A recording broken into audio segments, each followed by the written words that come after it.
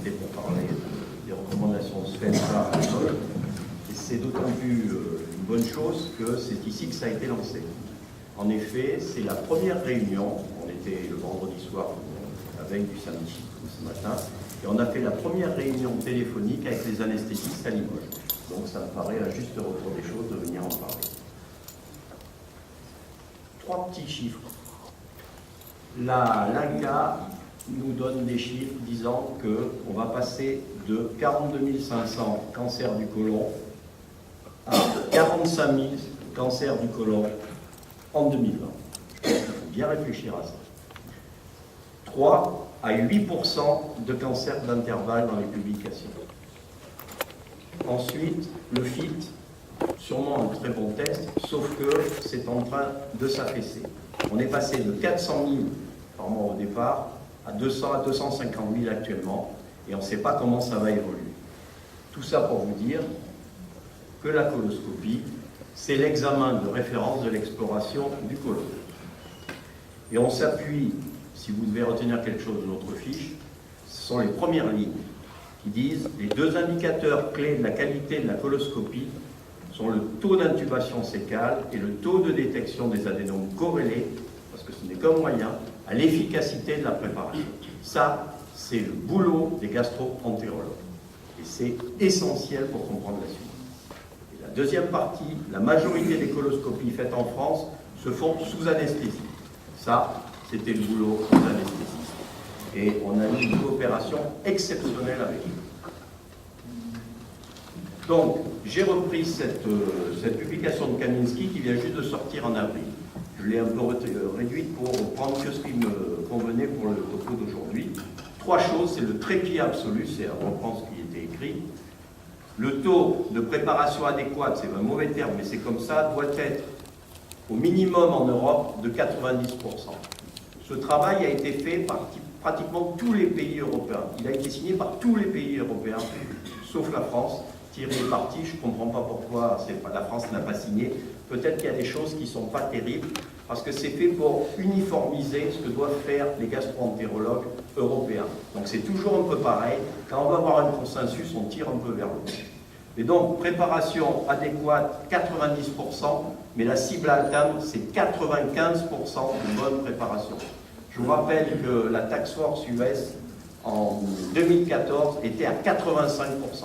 Ça veut dire qu'en 3 ans, on a augmenté le niveau. Et c'est effectivement à cause de ce qui nous arrivera bientôt avec l'augmentation des cancers, il faut augmenter notre niveau. La deuxième chose, c'est l'intubation sécale. Ce n'est pas vraiment un problème en France, ça peut l'être ailleurs. Vous voyez ce qui demande plus de 90%.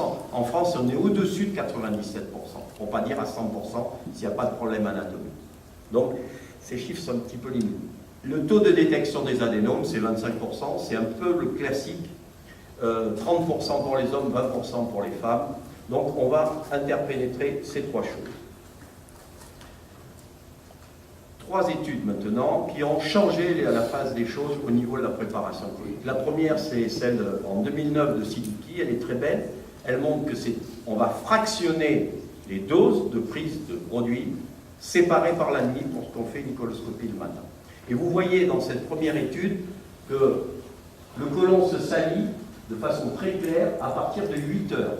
Si vous faites une coloscopie 8 heures après avoir pris la fin de la préparation, votre côlon sera sale, parce que le grêle va se déverser dedans et vous n'aurez pas de bonne préparation. Ça, c'est essentiel, ça, c'est vraiment une révolution de ce côté-là. La deuxième, c'est celle italienne de Marmo, qui avance un petit peu, parce que quand vous voyez toute cette partie-là, vous voyez très bien qu'on est passé de 8 heures, c'est éliminé, maintenant on arrive à 2 à 6 heures.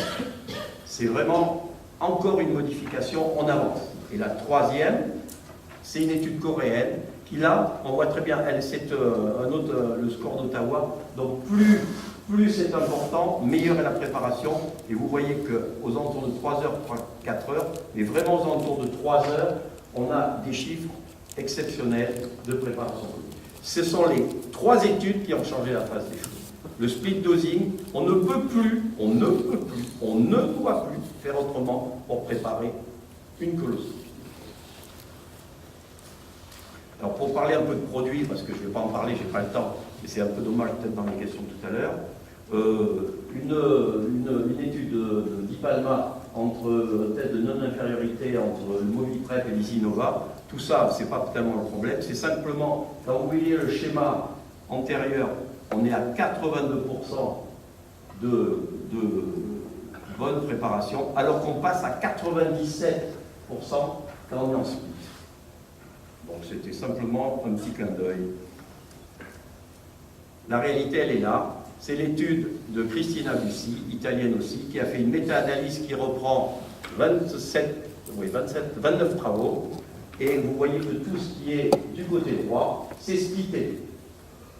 Donc, toutes les préparations sont bonnes quand elles sont splittées. Il n'y en a plus de l'autre côté. Il y a une nouvelle étude qui est sortie l'année d'après, en 2015, une étude canadienne de Martel, qui porte elle aussi sur, c'est une méta-analyse qui porte sur 47 travaux, qui confirme bien ça. Celle-là n'était faite qu'avec le PEG, alors que celle de Martel, la canadienne, est faite aussi avec les autres préparations. Donc ça confirme ce qu'on pense pour aussi les autres préparations. Ça, je vais passer vite, mais quand même c'est une étude italienne aussi, qui a été publiée récemment, qui résume tout. Quand on voit la différence entre la détection des adénomes, des adénomas français en split et dans le groupe Bifor, c'est-à-dire traditionnel comme avant, on voit très bien qu'il y a une différence significative entre les deux. On ne peut plus douter. Et surtout, on en parlait tout à l'heure, les sératètes polypes, on voit très bien, et c'est normal, si vous préparez bien le côlon droit, vous verrez les sératètes polypes, parce qu'ils sont plats. Si le côlon droit n'est pas bien préparé, on ne les verra pas. Donc il faut absolument, on a des preuves scientifiques, on ne peut pas discuter le fait de faire autrement pour préparer les choses. Alors il faut essayer de décrire ces préparations. C'est très flou dans la littérature, c'est pour ça que c'est difficile de retrouver les choses.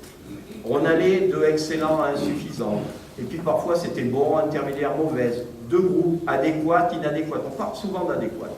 Et puis les scores, il y en a plein, Ronchik, Ottawa, Hartfield, Boston, et puis maintenant Chicago. On n'y comprend pas grand-chose. Et il y a une méta-analyse qui a porté sur 7 travaux de Parmar, qui a étudié les différentes études, et celle qui a été validée dans son ensemble, c'est le Boston. C'est ce qu'on recommande aussi au niveau de la Société française d'endoscopie.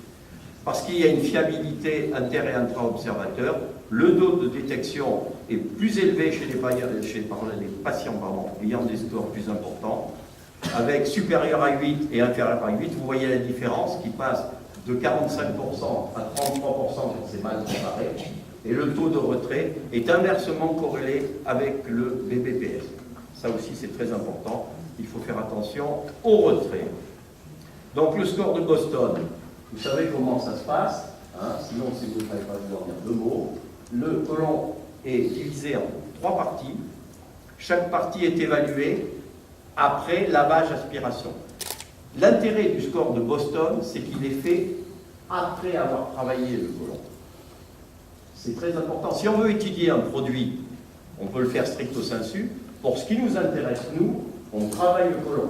Et on travaille le côlon comment? Avec une pompe à lavage. Si on veut voir les bords de la route, il faut nettoyer. Si on veut voir le petit polype, il faut enlever le mucus. La pompe à lavage, maintenant qu'on split, elle est plus faite pour nettoyer des quantités de matière, hein, comme là. Ça, on ne va pas le nettoyer, ça c'est bien évident. On ne va même pas nettoyer ça. La pompe à lavage, elle est faite pour enlever les petites fuites, les petits ponts de matière, tout ce qui est tout petit. La pompe à lavage, elle ne sert plus qu'à ça. On l'a imposée dans les services partout et c'est nécessaire, mais elle ne fait plus le même travail. On a changé notre travail de la pompe à lavage. Elle sert surtout beaucoup dans les hémorragies aussi quand ça saigne, c'est très intéressant. Ça, c'est le 2 de Boston. Le 2 de Boston, il est problématique parce que vous voyez, minime résidu solide ou liquide aspirable, n'empêchant pas l'examen d'une muqueuse bien vue. Alors, si on prend celle de gauche là-bas, on peut tout aspirer. C'est visiblement peut-être un 1 qu'on a changé en 2, mais on n'a pas fini le travail. On ne voit pas vraiment à travers. Là, c'est bien évident aussi qu'il y a quelques résidus et on va aspirer. Donc le 2, c'est pas évident. Alors si le 2, c'est celui du milieu, ça je veux bien. Mais le 2, celui du milieu, c'est très bien parce que ça a un effet loupe, le liquide, qui est très clair puisqu'il a été bien préparé. Mais en fait, c'est un 3 qui s'ignore. C'est pas du 2. C'est important, vous allez voir. Évidemment, la muqueuse, bien visualisée, notamment le sécom, on va y revenir. Donc, on fait des calculs, 7 ou supérieur à 7, on peut peut-être l'accepter. En tout cas, inférieur à 7, on arrête, on ne fait plus la colo. On arrête la coloscopie. Il faut être bien clair, il ne faut pas continuer. En principe, vous allez voir que ce n'est pas si simple.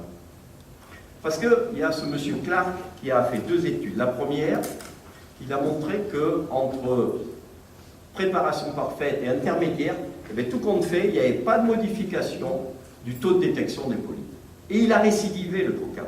Il a récidivé en montrant qu'entre le 2, que je vous ai montré tout à l'heure, et le 3, il n'y avait pas non plus de différence de détection des polypes.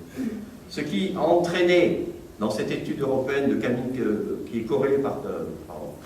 coordonnée par Kaminski, qui est quand même importante, ils ont retenu comme score supérieur à 6, égal ou supérieur à 6.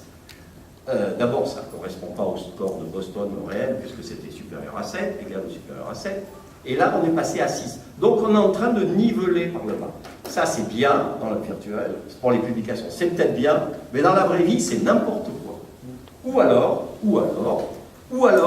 on respecte autre chose, et c'est pour revenir à ce que Thierry a dit tout à l'heure, toute préparation doit permettre de voir les polypes de plus de 5 mm. Au moins, vous avez dit, il n'y a quasiment pas de problème néoplasique. Entre 5 et 10, ça peut. Donc, en fait, le Boston, c'est un moyen. La vraie vie, la réalité, dans vos comptes rendus, si vous n'avez pas un Boston 9, ce qui paraît hallucinant de ne pas avoir actuellement, parce qu'on a des préparations splittées qui nous permettent de l'obtenir à 100%, hein, quand vous ne l'avez pas, il faut dire dans votre compte rendu que vous voyez les polypes de plus de 5 mm. C'est ce qui a été recommandé par la Task Force ES en 2014, et maintenant, dans les publications américaines, on voit que le préalable, c'est on va voir plus de 5 mm.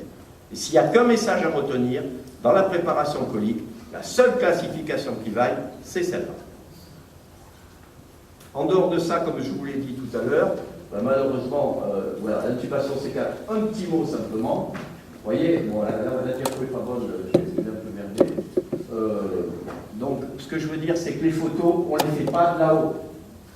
En voyant en enfilade la valvule et la fossette appenniculaire. Les photos, si on en fait, mais surtout l'exploration, on la fait d'en bas. Il y a encore 3 semaines, quand j'étais là, je n'ai pas vu. Je suis descendu et j'ai pu voir ça, parce que vous voyez ce que ça donne là-dessus. Ce sont des lésions du bas fond sécal qu'on voit très mal, sont très difficiles, et je ne remercierai jamais assez les infirmières, parce que le travail, et toutes les infirmières, ça doit être pareil, on doit avoir des infirmières formées, hein, Fanny, merci de les former au début, pour qu'elles sachent, qu'elles soient capables, par les manipulations, de nous amener jusqu'au bas fond sécal, complètement au niveau de la valvule. Le boulot, il est là. Et il faut des infirmières qui soient capables de le faire. Eh bien, c'est pas si simple en France. Donc, on a fini notre boulot de gastro, se pose le boulot de l'anesthésiste.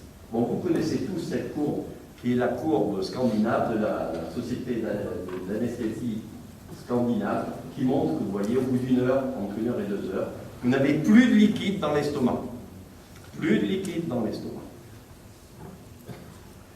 Ça, c'est un travail qu'a fait Stan Chaussade à Cochin. On recherchait le liquide dans l'estomac à l'échographie. C'était avec du colloquide. Et vous voyez que là aussi, il n'y a pas de problème. Ce qu'on nous reprochait en nous disant, mais oui, mais vous rajoutez un produit, alors est-ce que ça change les choses? Jean avait démontré qu'avec le PEG, il n'y avait pas de problème. Et Stan a démontré qu'avec le colloquide, il n'y en avait pas non plus. Donc, a priori, pas de problème de ce côté-là. Simplement, le SPIT exige une chose, qu'on voit les gens en consultation. On ne peut pas faire prendre de risques pour un examen qui est banal. Les patients qui ont des troubles de la vidange gastrique, que ce soit gastroparésie, diabète, le reflux, je ne vais pas tous les citer, y compris même la chirurgie bariatrique, il faut les évaluer au cas par cas. Il n'y a pas de règle absolue. Il n'y a pas de dogme. C'est nous qui sommes les médecins et c'est nous qui décidons comment on prépare le patient. Alors, ça c'est intéressant parce que quand le split est arrivé, moi je l'ai appris il y a des années par mon modérateur qui est là, qui nous a dit lors d'une réunion, voilà, maintenant, il est rentré des États-Unis, maintenant on split les doses, et donc vous ferez lever les gens à 4 h du matin.